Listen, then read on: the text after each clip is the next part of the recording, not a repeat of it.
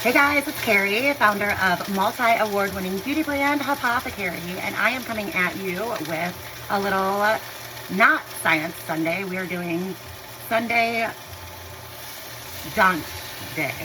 So Dunch is in between dinner and lunch. It's Dunch. So what I'm doing is I am sauteing down 2 medium-sized tomatoes. I've got some garlic here I'm going to throw on the pan just for flavor. Fresh garlic.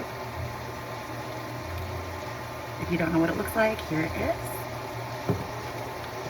And then I'm going to season it a little bit with some fresh basil.